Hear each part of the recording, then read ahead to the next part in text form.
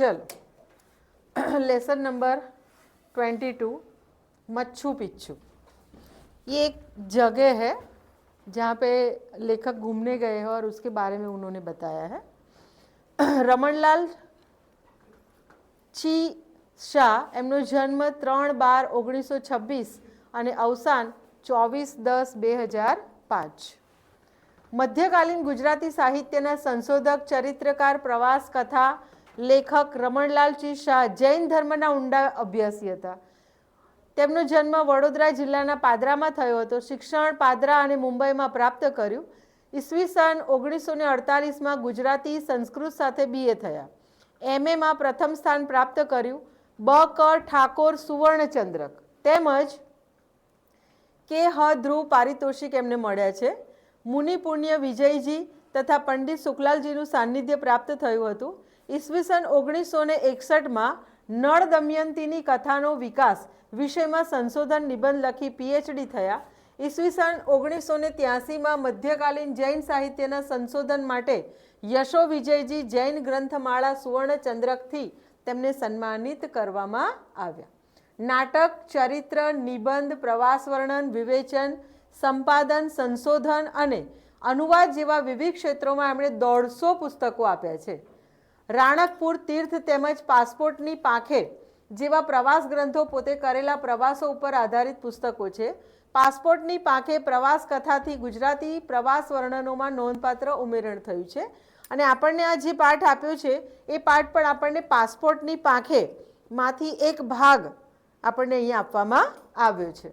લેખક એમના પત્ની સાથે મધ્ય દક્ષિણ અમેરિકાની ઇન્કા સંસ્કૃતિના અવશેષો જોવા ગયા હતા। ત્યાંની સંસ્કૃતિનું ભારતીય સંસ્કૃતિ સાથે સામ્ય છે એ વાત લેખકે પોતાના પ્રવાસના નિરીક્ષણો પરથી તારવી છે। નિબંધ એની રોચક શૈલી, ઝીણી નજરથી તારવેલા નિરીક્ષણોને કારણે આપણા ભાવ જગતને સમૃદ્ધ કરે છે। ઇન્કા સંસ્કૃતિનું વર્ણન આપણને આ પાઠમાં કરેલું છે। અને ત્યાં આગળ જે લેખક ગયા હતા તો ઇન્કા લોકોનું જે પહેરવેશ, એમની ખાણીપીણી તો એ આપણા લોકો સાથે મેચ થાય છે એવું વર્ણન એમણે આ પાઠમાં પણ કરેલું છે। હવે આપણે પાઠની માહિતી લઈએ। મચ્છુ પિચ્છુના દર્શન કરવાનો અવસર અમને સાંપડ્યો તે અમારા જીવનનો એક ધન્ય પ્રસંગ છે। કોલંબસ ભારતની સફરે નીકળ્યો પણ પહોંચ્યો અમેરિકાને કિનારે। તે વખતે એણે તો એમ જ માન્યું કે પોતે ભારત પહોંચી ગયો છે, એટલે એણે અમેરિકામાં જે લોકો જોયા તેઓ ભારતીય એટલે કે ઇન્ડિયન છે એમ માન્યું। અતિશય ઠંડીને લીધે ઇન્ડિયનોના ચહેરા રતાશવાળા હતા એટલે તેઓને રેડ ઇન્ડિયન તરીકે ઓળખવામાં આવ્યા। કોલંબસે ભૂલથી ઓળખાવેલા ઇન્ડિયનો તે ખરેખર ભારતીય પ્રજાના જ વંશજો છે એમ કેટલાક નૃવંશ શાસ્ત્રીઓ હવે માને છે। કોલંબસ ભારતની શોધમાં નીકળ્યો હતો અને દરિયાઈ સફર એ ટાઈમે તો એરોપ્લેન નહોતા તો દરિયાઈ સફર થતી, તો દરિયામાં ફરતા ફરતા એ જે જગ્યા પર પહોંચ્યો એને લાગ્યું કે એ ભારતમાં પહોંચી ગયો। એકચ્યુઅલી એ પહોંચ્યો તો અમેરિકામાં, પણ એને એવું જ લાગ્યું કે એ ભારતમાં પહોંચ્યો છે। ત્યાંના લોકોનો દેખાવ આ તે બધું એણે જોયું તો એ લોકોના ચહેરા છે ને લાલાશ પડતા હતા। રતાશ મતલબ રેડિશ થે ઉનકે ચહેરે, તો એમણે એને નામ આપ્યું રેડ ઇન્ડિયન। ઇન્ડિયાના છે એટલે ઇન્ડિયન અને એમના ચહેરા લાલ હતા એટલે રેડ ઇન્ડિયન। આપણને 1 માર્કનો સવાલ પણ પૂછાય છે। અને કોલંબસને તો એવું જ લાગ્યું કે પોતે ભારતમાં જ છે, પણ એકચ્યુઅલમાં હતો એ અમેરિકામાં અને એણે એ લોકોને રેડ ઇન્ડિયન કેમ નામ આપ્યું તો ત્યાં આગળ ઠંડી બહુ પડતી હતી એટલે ઠંડીના કારણે એ લોકોની સ્કિન કેવી એકદમ લાલાશ પડતી હતી એટલા માટે એમને રેડ ઇન્ડિયન કહે છે। 1 માર્કનો આ સવાલનો એનો જવાબ। અને ત્યાર પછી એણે તો ભૂલથી કોલંબસે તો ભૂલથી કહ્યું હતું કે આ ઇન્ડિયન્સ છે એમ, પણ પછી કેટલાક નૃવંશ શાસ્ત્રી મતલબ જે લોકો આ બધી ખોજ કરતા હોય છે, જે શોધખોળો કરતા હોય છે, એ લોકોએ પછી એ વસ્તુ પ્રૂવ કરી છે કે આ લોકો ભારતીય પ્રજાના જ વંશજો છે। ભલે ત્યાં અમેરિકામાં રહે છે પણ એ લોકો છે ભારતીય। એક મત એમ માને છે કે એ બધી પ્રજા 2-5 હજાર કે તેથી વધુ વર્ષ પૂર્વે ભારતમાંથી સ્થળાંતર કરતી કરતી સૈકાઓ દરમિયાન ત્યાં જઈને વસેલી હોવી જોઈએ અને ભારતનો સંપર્ક લુપ્ત થતાં કંઈક અંશે જંગલી જેવી બની ગઈ હોવી જોઈએ। એક મત એવું પણ માને છે કે આશરે લગભગ 2-5 હજાર વર્ષ પહેલાં કે એનાથી પણ વધારે વર્ષ પહેલાં ભારતમાંથી સ્થળાંતર કરીને, મતલબ ભારત છોડી અને આ લોકો ત્યાં જઈને વસ્યા હતા અને ભારતનો સંપર્ક લુપ્ત થઈ ગયો. મતલબ આપણે એક જગ્યાએથી છોડીને બીજે જતા રહીએ એટલે શરૂમાં આપણે એની સાથે કોન્ટેક્ટમાં રહીએ, પણ ધીરે ધીરે પછી આપણો કોન્ટેક્ટ ઓછો થઈ જાય. એમ આ લોકોનો પણ પછી ભારત સાથેનો કોન્ટેક્ટ ઓછો થઈ ગયો અને કંઈક અંશે એ લોકો જંગલી જેવા બની ગયા, કારણ કે જંગલ જેવા પ્રદેશમાં રહે એટલે પછી એ જ પ્રમાણેની એમની રહેણી કરણી થઈ ગઈ. મેક્સિકો, ગ્વાટેમાલા, પેરુ વગેરે દેશોમાં નિર્ભેળ એવા કેટલાક આદિવાસીઓ અને યુરોપીય પ્રજા સાથે આજે આપણને જોવા મળે છે. એ પ્રજાની મુખાકૃતિ, રીત રિવાજો, ભરત ગૂંથણવાળા કપડાં તથા ખાવા પીવાની ટેવોનું કેટલુંક સામ્ય ભારતીય પ્રજા સાથે જોવા મળે છે. મેક્સિકો, ગ્વાટેમાલા અને પેરુ આ બધા જે દેશો છે એમાં નિર્ભેળ, મતલબ એમાં ભેળસેળ થઈ જાય એવા કેટલાક આદિવાસી લોકો અને યુરોપીય પ્રજા એ આપણને ત્યાં જોવા મળે છે. અને પ્રજાની મુખાકૃતિ, મતલબ એમના ફેસની આકાર જે છે, ફેસનો જે દેખાવ છે તે, પછી એ લોકોના જે રીત રિવાજો છે, ત્યાર પછી ભરત ગૂંથણવાળા કપડાં, આપણે જેમ નવરાત્રિમાં ભરત ગૂંથણવાળા કપડાં પહેરતા હોઈએ છીએ તો એ લોકો એ ટાઈપના કપડાં પહેરે છે. અને એમની ખાવા પીવાની ટેવ, આ બધું જ કે છે કેટલાક અંશે ભારતીય પ્રજાને મળતું આવે છે. જેમ કે યુરોપીય પ્રજા તીખું ખાઈ શકતી નથી, પરંતુ મેક્સિકોના કેટલાક ગોરા લોકો તીખું ખાવાના શોખીન હોય છે. યુરોપીય પ્રજા આપણે જેટલું તીખું ખાઈએ છીએ ને એટલું એ લોકો ખાઈ શકતા નથી, પણ મેક્સિકોના કેટલાક ગોરા લોકો જે છે એ આપણી જેમ જ તીખું ખાવાના શોખીન છે. વળી મેક્સિકોના કેટલાક લોકો પાઉને બદલે રોટલી, મેક્સિકન શબ્દ છે ટોટિયા, રોટલીને એ લોકો કહે છે ટોટિયા. મોસ્ટલી આપણે ઇન્ડિયામાં જ ઘઉંની રોટલી ખાવાનો રિવાજ છે, બાકી તમે બીજે બધે જોશો ને તો મોટા ભાગે ત્યાં આગળ પાઉં અને જે બ્રેડ આવે છે આ વસ્તુ જ જોવા મળે છે. તો આ લોકો જે છે એ લોકો પાઉંના બદલે રોટલી જ ખાય છે અને એ લોકો રોટલીને મેક્સિકન ભાષામાં ટોટિયા કહે છે. મેક્સિકન ભાષામાં રોટલીને ટોટિયા કહે છે. મધ્ય અને દક્ષિણ અમેરિકામાં માયા સંસ્કૃતિ, ઇન્કા સંસ્કૃતિ વગેરે સંસ્કૃતિઓના જે પ્રાચીન અવશેષો મળે છે તે જુદા જુદા સમયના છે. ઇન્કા સંસ્કૃતિના અવશેષો એન્ડ્રીઝની પર્વતમાળામાં ભિન્ન ભિન્ન સ્થળે જોવા મળે છે. આ અવશેષોમાંનું એક સુપ્રસિદ્ધ સ્થળ છે તે છે મચ્છુ પિચ્છુ નામનું નગર, જેના વિશે આપણને આ પાઠમાં ડિટેલમાં માહિતી આપી છે. મધ્ય અને દક્ષિણ અમેરિકાની અંદર બે સંસ્કૃતિ છે, એક છે માયા સંસ્કૃતિ અને બીજી છે ઇન્કા સંસ્કૃતિ. આ પણ 1 માર્કનો સવાલ પૂછી શકાય. જેમાં પ્રાચીન અવશેષ, મતલબ પ્રાચીન એ લોકોનું બધું જે હશે એ આપણને જે દેખવા મળ્યા છે એ જુદા જુદા સમયના છે. અને એમાં ઇન્કા સંસ્કૃતિના જે અવશેષો છે આપણને ક્યાંથી જોવા મળ્યા છે તો એન્ડ્રીઝ જે પર્વત છે, એન્ડ્રીઝની નાની નાની પર્વતમાળાઓ છે ત્યાંથી આપણને જોવા મળ્યા છે.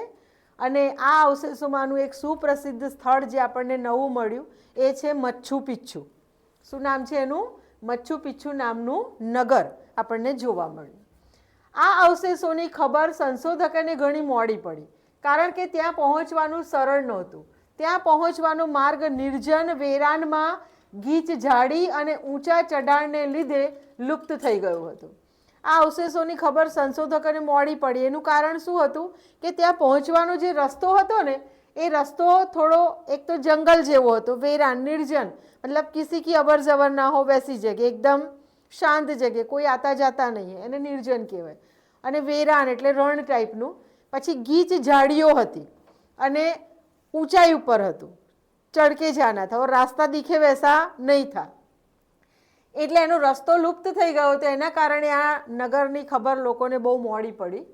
પોર્ટુગલ અને ખાસ તો સ્પેનના લોકોએ પોતાની બંદૂકના જોરે ત્યાં હુકુમત જમાવવા માટે સ્થાનિક ઇન્કા પ્રજાઓ ઉપર જે ક્રૂર અત્યાચારો કર્યા હતા અને તેમાંના માલ મિલકતનો નાશ કર્યો હતો તેનો ઇતિહાસ ઘણો કરુણ છે.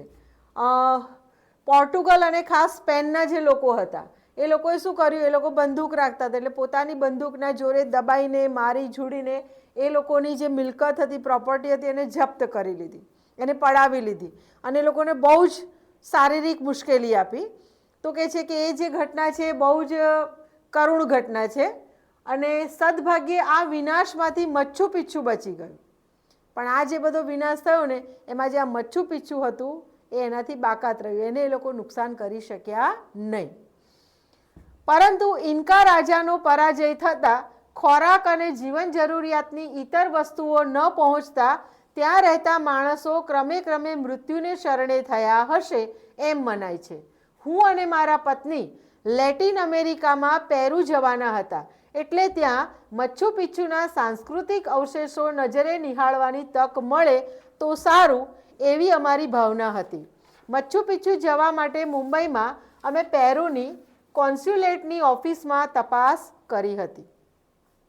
ઇન્કા રાજાનો કે છે પરાજય થયો. ઇન્કાનો જે રાજા હતો એનો પરાજય થયો અને એનો પરાજય થયો એટલે પછી શું થયું કે ખોરાક અને જીવન જરૂરિયાતની વસ્તુઓ લોકોને સમયસર મળી નહીં, કારણ કે રાજાનું મૃત્યુ થાય પછી પ્રજાને ઘણું બધું સહન કરવું પડે, એટલે પ્રજા પર બહુ ત્રાસ ગુજારવામાં આવે. એમને ખાવા પીવાનું સમયસર ન મળ્યું, જીવન જરૂરિયાતની વસ્તુ ના મળી, એટલે ધીરે ધીરે ક્રમે ક્રમે એટલે ધીરે ધીરે એ પ્રજા બધી મૃત્યુ પામી. અને હું ને મારા પત્ની કે છે લેટિન અમેરિકામાં પેરુ જવાના હતા. લેટિન અમેરિકામાં પેરુ જગ્યા જે છે ત્યાં જવાના હતા અને એટલા માટે અમને કે છે કે એવું હતું કે મચ્છુ પિચ્છુના જે સાંસ્કૃતિક અવશેષો છે, મતલબ એની બધી જૂની વસ્તુઓ જે છે આર્ટ અને ક્રાફ્ટની ને જે કંઈ સંગ્રહ કરી રાખેલો હશે એ બધું અમને જોવા મળશે. એટલા માટે મચ્છુ પિચ્છુ જવા માટે મુંબઈની અંદર પેરુની કોન્સ્યુલેટની ઓફિસમાં એ લોકો તપાસ કરવા ગયા. અમારા એક મિત્ર શ્રી ગુલાબચંદભાઈ શાહના બહેન શ્રીમતી કૃષ્ણાબહેને અમને કેટલીક માહિતી આપી અને કહ્યું કે મચ્છુ પિચ્છુ જવા માટે તમારે લીમાથી પહેલાં કુસ્કો નામના શહેરમાં જવું પડશે. તમે કુસ્કો વિમાનમાં જવાનું રાખજો, કારણ કે ત્યાં ઇંગ્લિશ બોલનારા માણસો કોઈક જ મળે છે. લગભગ 1200 કિલોમીટર બસમાં જવામાં 2 આખા દિવસ લાગશે અને તમને ઘણી અગવડ પડશે, કારણ કે ત્યાં બસની સગવડ બહુ સારી હોતી નથી. આ લોકો પેલી ઓફિસમાં ગયા ને એટલે ત્યાં આગળ એમને એમના એક મિત્ર છે જેમનું નામ છે ગુલાબચંદભાઈ શાહ, એમના બહેન શ્રીમતી કૃષ્ણાબહેન, તેઓ પોતે મચ્છુ પિચ્છુના દર્શન કરી આવેલા, ફરી આવેલા, એટલે એમને એની થોડી સારી એવી માહિતી હતી. એટલે એમની પાસેથી એમને કેટલીક માહિતી મળી, જેમાં એમણે કીધું કે જો તમારે મચ્છુ પિચ્છુ જવું હોય ને તો સૌથી પહેલાં તમારે લીમાથી પહેલાં કુસ્કો જવું પડશે. આ બધા શહેરોના નામ છે, લીમા અને કુસ્કો. તો તમારે કહે છે લીમાથી પહેલાં કુસ્કો જવું પડશે અને કુસ્કો જવાનું કામ તમે વિમાનમાં જજો, કારણ કે બધું હાઈટ ઉપર છે. વિમાનમાં એટલા માટે કે બસમાં તમે જશો તો 2 આખા દિવસ જતા રહેશે જવામાં અને તમે બહુ થાકી જશો. બીજું કે ત્યાં બસની સગવડ બરાબર છે નહીં, એટલે સમયસર તમને બસ પણ મળે નહીં. તો એના કરતાં બેટર છે કે તમે વિમાનમાં જશો તો ઝડપથી પહોંચશો, તો તમને થાક ઓછો લાગશે, તો તમે સારી રીતે ફરી શકશો એમ. વળી કુસ્કો જાઓ તો તબિયત બરાબર સાચવજો, કારણ કે લીમા બરાબર સમુદ્રની સપાટીએ આવેલું શહેર છે અને કુસ્કો 12,000 ફૂટની ઊંચાઈએ આવેલું છે. લીમા જે છે એ સમુદ્ર તટની કિનારે આવેલું છે, દરિયા કિનારે આવેલું છે અને ત્યાંથી કુસ્કો જવા માટે 12,000 ફૂટ ઉપર જવું પડશે. હાઈટ પર આવેલું છે કુસ્કો. અને તમને ખબર હશે સાયન્સમાં આપણે ભણ્યા છે કે જેમ ઉપર જાઓ એમ હવા કેવી થઈ જાય, પાતળી થઈ જાય, અને હવા પાતળી થઈ જાય એટલે આપણને શ્વાસોશ્વાસમાં તકલીફ પડે. એટલે કહે છે કે લીમા છે એકદમ નીચે છે અને ત્યાંથી 12,000 ફૂટની ઊંચાઈએ કુસ્કો આવેલું છે. એટલે કહે છે કે તમને તબિયત ખાસ કે તમારે સાચવવી પડશે, કારણ કે હા કુસ્કોની હવા ઘણી જ પાતળી છે. લીમાથી વિમાનમાં લગભગ પોણા કલાકમાં તમે સીધા આટલી ઊંચાઈએ પહોંચી જશો. પોણો કલાક એટલે 75 મિનિટ્સ કે 45 મિનિટ્સ 45 મિનિટમાં તમે લીમાથી કુસ્કો એરોપ્લેનમાં આરામથી પહોંચી જશો. કુસ્કોની હવા કેવી છે, પાતળી છે, અને આપણે સીધા એકદમ જ ઊંચા જતા રહીએ તો શું થાય તો કે આપણને પ્રાણવાયુની તકલીફ લાગશે. માટે પહોંચીને તરત તમે બહુ હરફર કરતા નહીં. મતલબ તમે એકદમ નીચેથી ઉપર ગયા 12,000 ફૂટની ઊંચાઈએ, ત્યાં હવા પાતળી છે અને જેવા આપણે જઈએ ને સીધા ફરવા લાગીએ તો પેલી હવા સાથે આપણું બોડી એડજસ્ટ થયું હોય નહીં, આપણને બ્રીથિંગની તકલીફ પડે, આપણા ફેફસા એ હવાને જલ્દી એક્સેપ્ટ કરી શકે નહીં, તો બની શકે કે આપણને શ્વાસ ચડી જાય અથવા આપણે બેભાન થઈ જઈએ, શ્વાસ લઈ ના શકીએ, આવું બધું થાય. એટલે કે જે તમારે શું કરવાનું કે ત્યાં પહોંચો પછી સીધું જ ફરફર કરવાનું નહીં. સામાન બને તેટલો ઓછો લઈ જજો. સાધારણ વજનવાળી બેગ કે બીજી કોઈ ચીજ વસ્તુ તમે ઉચકો કે જરાક ઝડપથી ચાલો કે તરત તમને શ્વાસની તકલીફ થવા લાગશે. બીજી સલાહ એ આપી કે ઓછામાં ઓછો સામાન લઈ જજો, કેમ કે તમારી પાસે સામાન હોય અને પછી તમે ઊંચાઈ પર ચાલો તો તમને પેલો સામાન પણ બોજ લાગવા લાગે. આપણે કોમન વાત કરીએ કે આપણે આપણા અહીંયા નજીકના પાવાગઢ જવું છે તો ત્યાં પણ તમે જો બેગ હશે ને અડધું ચડ્યા પછી તમને એમ થશે કે આ બેગ પણ કોઈક લઈ લે તો સારું. આપણા શરીરનું આપણને વજન લાગશે ને આપણા ચંપલનું આપણને વજન લાગશે કે એ બી ઉતારીને મૂકી દઈએ, કેમ કે ઊંચાઈ પર જ્યારે જઈએ છીએ ને ત્યારે હવા પાતળી હોય છે, પછી આપણને આપણા શરીરનું પણ વજન લાગવા લાગે છે અને શ્વાસોશ્વાસમાં આપણને તકલીફ પડે, सांस फूल जाती है कभी चढ़ने में. તો એટલા સામાનને તો આ તો 12,000 ફૂટની ઊંચાઈ એટલે કેટલી તકલીફ પડે. એટલે કે તમે સામાન ઓછામાં ઓછો લઈ જજો. અને ત્યાં શું થશે કે કોઈ પણ બેગ કે બીજી વસ્તુ તમે ઉચકી અને ઉચક્યા પછી તમે ઝડપથી ચાલશો ને તો તરત જ શું થશે, તમને શ્વાસની તકલીફ થવા લાગશે, તમે બેશુદ્ધ થઈ જશો, મતલબ બેહોશ થઈ જશો. એરપોર્ટ પહોંચીને તમે મોટર કે બસમાં હોટલ પર જાઓ ત્યારે જ્યાં ચાલવાનું કે પગથિયા ચડવાનું થાય ત્યાં આસ્તે આસ્તે ડગલા માંડજો અને હોટેલમાં જઈને તરત જ પથારીમાં અડધો દિવસ સૂઈ રહેજો. એમ કરવાથી 4-6 કલાકમાં તમારા ફેફસા ધીમે ધીમે પાતળી હવાથી ટેવાઈ જશે. આ હું તમને અમારા અનુભવ પરથી કહું છું. અમે લીમાથી કુસ્કો ગયા. એટલે શું કહે છે કે તમે પ્લેનમાંથી ઉતર્યા પછી બસ કે એના દ્વારા તમે તમારી હોટલ પર પહોંચ્યા અને જો એ ઊંચાઈ પર હોય તો એના પગથિયા પણ તમે કેવી રીતે ચડજો, આસ્તે આસ્તે, મતલબ કે ધીમે ધીમે. કેમ કે ત્યાંની હવા પાતળી છે, જો ઝડપથી ચાલવા જશો તો તમને શ્વાસમાં તકલીફ પડશે. પછી શું કરવાનું, તો જે પણ તમે રૂમ લો છો એ રૂમમાં કહે છે તમારે 4-6 કલાક રેસ્ટ જ કરવાનું. એટલે શું થશે, આપણું બોડી જે છે એ હવાથી ટેવાઈ જશે. આપણા જે ફેફસા છે, લંગ્સ છે, એ હવા બ્રિથિંગમાં લેશે એટલે એને ધીરે ધીરે પાતળી હવાની આદત પડશે. 4-6 કલાકમાં આપણું બોડી ટેવાઈ જશે. પછી તમે ફરવા નીકળશો તો તમને વાંધો આવશે નહીં. આ કહે છે હું મારા અનુભવ પરથી કહું છું. હવે લેખક અને એમના પત્ની આ બધું સાંભળી લીધું અને પછી લીમાથી કુસ્કો જવા માટે નીકળી ગયા. કુસ્કો નાનું શહેર છે. એની પ્રાચીનતા એના મકાનો, રસ્તાઓ અને આદિવાસી માણસોના ચહેરા ઉપરથી દેખાઈ આવતી હતી. અમે એક બજારમાં ગયા, ત્યાં હાથ બનાવટની ચીજો વેચાતી હતી. પાસે આવેલી હાટડીઓ માલ સામાનથી ખીચોખીચ હતી. અમે કહે છે કુસ્કો પહોંચ્યા. કુસ્કો એકદમ નાનું શહેર હતું અને એની પ્રાચીનતા, એના મકાન, રસ્તા અને આદિવાસી માણસોના ચહેરા ઉપરથી ખ્યાલ આવતો હતો કે આ કેટલું જૂનું હશે. એ લોકોના ચહેરા, એ લોકોના મકાનોની બનાવટ, એમનો પહેરવેશ, આ બધું જોઈને ખ્યાલ આવે કે બહુ પુરાના જમાનાનું આ બધું દેખાઈ રહ્યું છે. પછી કહે છે ત્યાં આગળ શું હતું, તો હાથ બનાવટની વસ્તુ એટલે હેન્ડમેડ આઇટમો બહુ બધી ત્યાં હતી. પછી પાસે હાટડી એટલે નાનકડી દુકાન. હાટડી મીન્સ નાનકડી દુકાન. નાની દુકાનો એકદમ પાસે હતી અને માલ સામાનથી ખીચોખીચ ભરેલી હતી. વેપારીઓમાં પુરુષો કરતાં સ્ત્રીઓ વધારે હતી અને દુકાનની અંદર વેપારીમાં પુરુષો કરતાં સ્ત્રીઓનું પ્રમાણ વધારે હતું. ઘેરવાળા ચણિયા, લાંબી બાઈના પોલકા ઉપર ભરતકામ, લાંબા ચોટલા કે અંબોડા, ભરવાડોના જેવા હાથ પગના ઘરેણા, ચામડીનો રંગ અને મુખાકૃતિ, બોલવાનો લહેકો, એ બધામાં અમને ભારતીય અણસાર વર્તાતો હતો.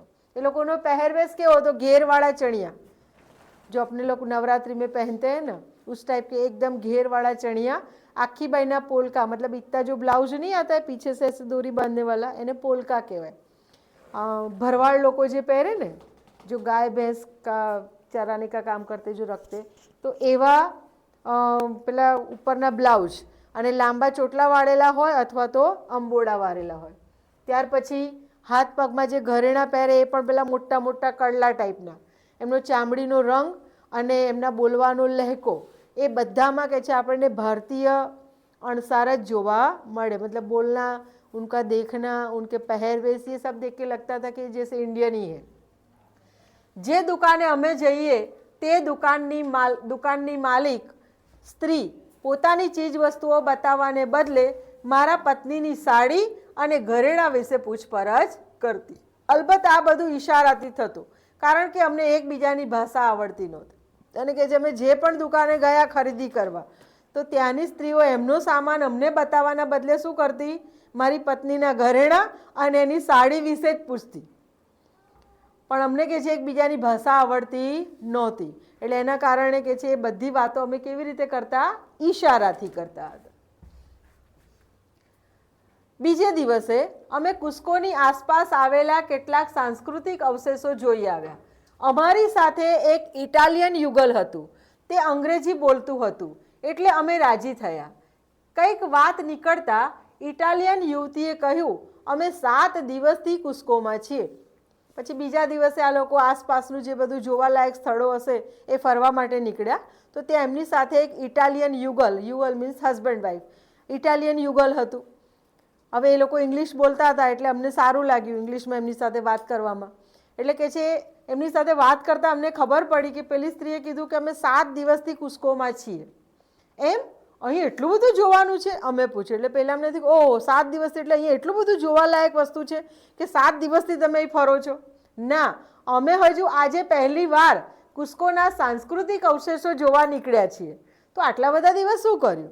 તો કે ના, અમે આજે પહેલી વાર જ આ બધું જોવા નીકળ્યા છીએ. એટલે પછી અમને સવાલ કર્યો તો કે તમે 7 દિવસથી અહીંયા છો ને આજે જ નીકળ્યા, તો બાકીના દિવસોમાં તમે શું કર્યું? એટલે પેલી જવાબ આપે છે, અમે હોસ્પિટલમાં હતા. અમારો કાર્યક્રમ અસ્તવ્યસ્ત થઈ ગયો છે. પહેલે દિવસે કુસ્કો પહોંચીને તરત જ અમે બજારમાં ફરવા નીકળી પડ્યા. પહેલા જ દિવસે જેવા એ લોકો કુસ્કો પહોંચ્યા ને કે તરત જ એ લોકો શું કર્યું, બજારમાં ફરવા નીકળી પડ્યા. પેલો રેસ્ટ કશું કર્યો નહીં. અને જેવા પહોંચ્યા પેલું કેવું આપણે કંઈ ગયા હોઈએ તો નવું નવું જોવાની આમ એટલી બધી તાલાવેલી હોય કે ફટફટ ચાલો સામાન મૂક્યો અને ભાગ્યા જોવા માટે. તો કે તરત જ અમે જોવા નીકળી પડ્યા. આ થોડાક પરિશ્રમને પરિણામે તે દિવસે બપોરે અમને સખત બેચેની થવા માંડી. બ્રીથિંગ ના લો એટલે તમને બેચેની લાગે. માથું સખત દુખવા આવ્યું. રસ્તામાં ચાલતા મારા પતિને ચક્કર આવ્યા અને પડી ગયા. તેઓ બેભાન થઈ ગયા. હું પણ શ્વાસની તકલીફથી ગભરાઈ ગઈ હતી. અમને બંનેને હોસ્પિટલમાં લઈ જવામાં આવ્યા. અઠવાડિયા પછી હવે અમારી તબિયત સારી થઈ છે. ડૉક્ટરે હવે અમને ફરવાની રજા આપી છે.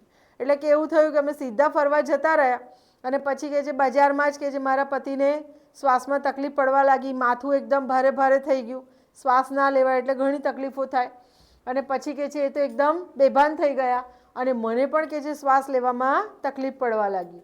એટલે પછી તરત જ કે છે અમને હોસ્પિટલમાં લઈ જવામાં આવ્યા અને અઠવાડિયા પછી હવે અમારી તબિયત સારી થઈ છે અને ડૉક્ટરે કે છે હવે અમને ફરવાની રજા આપી છે.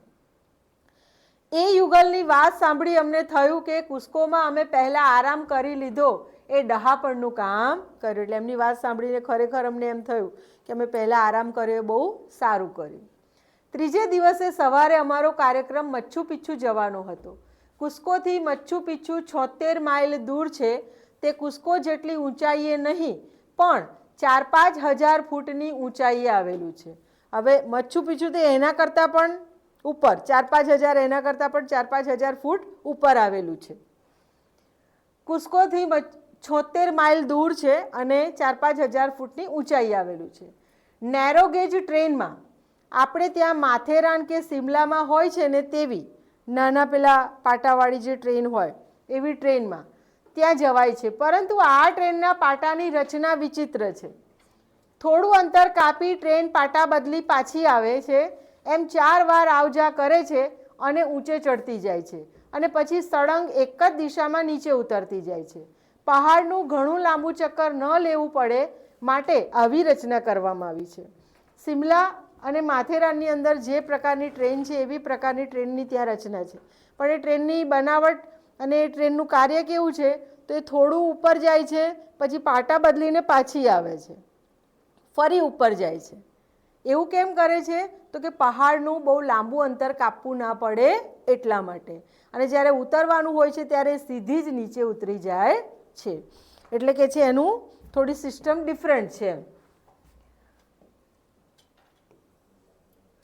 મચ્છુ પિચ્છુ એ પહાડના એક શિખર ઉપરના વિશાળ સપાટ વિસ્તારમાં 500 વર્ષ પહેલા વસેલું નાનકડું નગર છે. મચ્છુ પિચ્છુ પહાડની ઉપર એક શિખર, પહાડની જે ટોચ હોય એને શિખર કહેવાય. તો પહાડની ટોચ ઉપર વસેલું છે સપાટ વિસ્તાર, મતલબ પહાડની ટોચ ઉપર ફ્લેટ જે જગ્યા છે ત્યાં આગળ આ વસેલું છે. અને 500 વર્ષ પહેલા, કેટલા વર્ષ? 500 વર્ષ પહેલા વસેલું આ નાનકડું નગર છે. જોતા જ એની ભવ્યતા નજરને આકર્ષી લે છે.